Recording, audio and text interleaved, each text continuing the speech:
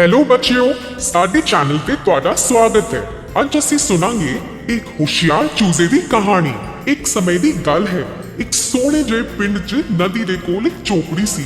ਝੋਪੜੀ ਵਿੱਚ ਇੱਕ ਕੁਕੜੀ ਰਹਿੰਦੀ ਸੀ। ਕੁਕੜੀ ਨੇ 12 ਅੰਡੇ ਦਿੱਤੇ। 10 ਅੰਡਾਂ 'ਚੋਂ ਪਿਆਰੇ ਜਿਹੇ ਚੂਜ਼ੇ ਨਿਕਲੇ ਤੇ 2 ਅੰਡੇ ਰਹਿ ਗਏ। ਕੁਝ ਮਿੰਟਾਂ ਬਾਅਦ ਕੁਕੜੀ ਆਪਣੇ 2 ਅੰਡਿਆਂ ਨੂੰ ਝੋਪੜੀ 'ਚ ਹੀ ਛੱਡ ਕੇ ਆਪਣੇ ਚੂਜ਼ਿਆਂ ਨਾਲ ਖਾਣੇ ਦੀ ਤਲਾਸ਼ 'ਚ ਚਲੀ ਗਈ। ਤਦ ਹੀ ਉਹਦੇ ਅੰਡੇ ਦੇ ਟੁੱਟਣ ਦੀ ਆਵਾਜ਼ ਆਈ। ਉਹਦੇ 'ਚੋਂ ਇੱਕ ਸੋਹਣਾ ਜਿਹਾ ਚੂਜ਼ਾ ਨਿਕਲਿਆ। ਵਿਚਾਰਾ ਉਹ ਚੂਜ਼ਾ ਆਪਣੀ ਮਾਂ ਨੂੰ ਲੱਭਣ ਲੱਗਿਆ। ਉਹ ਬਹੁਤ ਹੀ ਦੁਖੀ ਹੋ ਗਿਆ। ਉਹਨੇ ਸੋਚਿਆ ਕਿ ਹੁਣ ਉਹ ਆਪਣੀ ਮਾਂ ਨੂੰ ਲੱਭੇਗਾ ਤੇ ਆਪਣੇ ਖੰਭਾਂ ਨੂੰ ਹਿਲਾਉਂਦੇ ਹੋਏ ਆਪਣੀ ਮਾਂ ਦੀ ਤਲਾਸ਼ 'ਚ ਨਿਕਲ ਪਿਆ। ਆਪਣੀ ਝੋਪੜੀ 'ਚੋਂ ਬਾਹਰ ਨਿਕਲਦੇ ਹੀ ਉਹਨੂੰ ਘਾਹ ਖਾਂਦੀ ਹੋਈ ਮੱਝ ਦਿਸਦੀ ਹੈ। ਚੂਜ਼ਾ ਉਸ ਮੱਝ ਨੂੰ ਬਹੁਤ ਹੀ ਉਤਸੁਕਤਾ ਨਾਲ ਵੇਖਦਾ ਹੈ ਤੇ ਕੁਝ ਦੇਰ ਬਾਅਦ ਉਹ ਮੱਝ ਚੂਜ਼ੇ ਤੋਂ ਪੁੱਛਦੀ ਹੈ, ਤੂੰ ਕਿਹਨੂੰ ਲੱਭ ਰਿਹਾ ਹੈ? ਮਾਸੂਮ ਜਿਹਾ ਚੂਜ਼ਾ ਬੋਲਿਆ ਕਿ ਤੁਸੀਂ ਮੇਰੀ ਮਾਂ ਹੋ। ਮੱਝ ਨੂੰ ਬਹੁਤ ਦਇਆ ਆਈ ਤੇ ਉਹ ਬੋਲੀ, ਮੈਨੂੰ ਵੇਖ ਪੁੱਤ, ਮੈਂ ਕਿੰਨੀ ਵੱਡੀ ਹਾਂ। ਤੇਰੀ ਮਾਂ ਤੇ ਮੇਰੇ ਤੋਂ ਬਹੁਤ ਹੀ ਛੋਟੀ ਹੈ।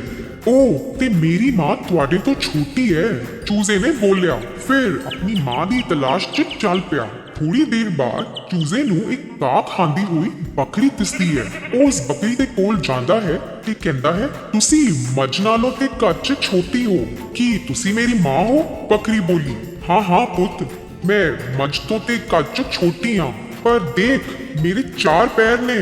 ਤੇਰੀ ਮਾਂ ਤੇ ਤੇਰੇ ਵਾਂਗੂ 2 ਪੈਰ ਤੇ ਖੰਭ ਨੇ। ਵਿਚਾਰਾ ਚੂਜ਼ਾ ਫਿਰ ਤੋਂ ਬਹੁਤ ਉਦਾਸ ਹੋ ਗਿਆ ਤੇ ਵਾਪਸ ਆਪਣੀ ਮਾਂ ਦੀ ਤਲਾਸ਼ 'ਚ ਚੱਲ ਪਿਆ।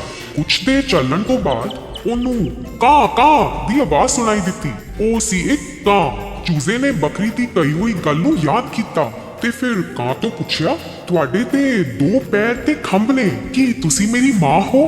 ਕਾਂ ਨੇ ਬੋਲਿਆ, ਹਾਂ ਮੇਰੇ 2 ਪੈਰ ਤੇ ਖੰਭ ਨੇ, ਪਰ ਮੈਂ ਤੇਰੀ ਮਾਂ ਤੋਂ ਜ਼ਿਆਦਾ ਉੱਪਰ ਤੇ ਬਿਹਤਰ ਉੱਠ ਸਕਦੀ ਹਾਂ ਤੇ ਤੇਰੀ ਮਾਂ ਦਾ ਕੱਦ ਤੇ ਮੇਰੇ ਤੋਂ ਵੱਡਾ ਹੈ ਤੇ ਉਹਦੇ ਪੈਰ ਵੀ ਮੇਰੇ ਪੈਰ ਤੋਂ ਵੱਡੇ ਨੇ ਤੇ ਉਹ ਕਾਂ ਨਹੀਂ ਕਰਦੀ।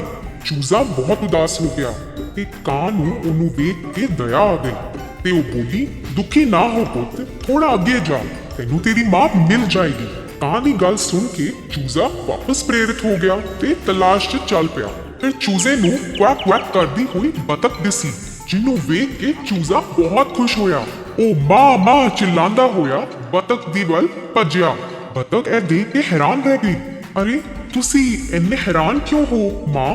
ਮੈਂ ਤੁਹਾਡਾ ਹੀ ਪੁੱਤ ਹਾਂ, ਚੂਜ਼ਾ ਬੋਲਿਆ। ਅਰੇ ਨਹੀਂ ਪੁੱਤ, ਮੈਂ ਤੇਰੀ ਮਾਂ ਨਹੀਂ ਹਾਂ, ਬਤਖ ਨੇ ਕਿਹਾ। ਇਹ ਸੁਣਦੇ ਹੀ ਚੂਜ਼ਾ ਰੋਣ ਲੱਗ ਪਿਆ ਤੇ ਉਹਨੇ ਸੋਚਿਆ ਕਿ ਹੁਣ ਤੇ ਉਹ ਆਪਣੀ ਮਾਂ ਨੂੰ ਲੱਭ ਹੀ ਨਹੀਂ ਪਾਏਗਾ। ਬਤਖ ਵੀ ਉਹਨੂੰ ਦੇਖ ਕੇ ਉਦਾਸ ਹੋ ਗਈ ਤੇ ਬੋਲੀ, ਤੂੰ ਰੋ ਕਿਉਂ ਰਿਹਾ ਹੈ ਪੁੱਤ? ਚੂਜ਼ੇ ਨੇ ਉਸ ਨੂੰ ਆਪਣੀ ਸਾਰੀ ਕਹਾਣੀ ਸੁਣਾਈ। ਫਿਰ ਬਤਖ ਨੇ ਕਿਹਾ, ਪੁੱਤ ਤੂੰ ਕੁਐਕ ਕੁਐਕ ਨਹੀਂ ਕਰਦਾ, ਤੇਰੀ ਮਾਂ ਤੇ ਕੁਕੜੂਕੂ ਕਹਿੰਦੀ ਹੈ। ਤਦ ਹੀ ਇੱਕ ਕਬੂਤਰ ਜੋ ਰੁੱਖ ਤੇ ਬੈਠਾ ਹੋਇਆ ਸੀ ਇਹ ਸਭ ਸੁਣ ਰਿਹਾ ਸੀ ਤੇ ਉਹਨੂੰ ਇਸ ਚੂਜ਼ੇ ਦੀ ਮਦਦ ਕਰਨੀ ਸੀ ਤੇ ਉਹ ਚੂਜ਼ੇ ਦੇ ਕੋਲ ਆਇਆ। ਤੂੰ ਇਸ ਤਲਾਬ ਦੇ ਕਿਨਾਰੇ ਜਾ, ਉੱਥੇ ਤੈਨੂੰ ਸ਼ਾਇਦ ਤੇਰੀ ਮਾਂ ਮਿਲ ਜਾਏਗੀ, ਕਬੂਤਰ ਨੇ ਕਿਹਾ।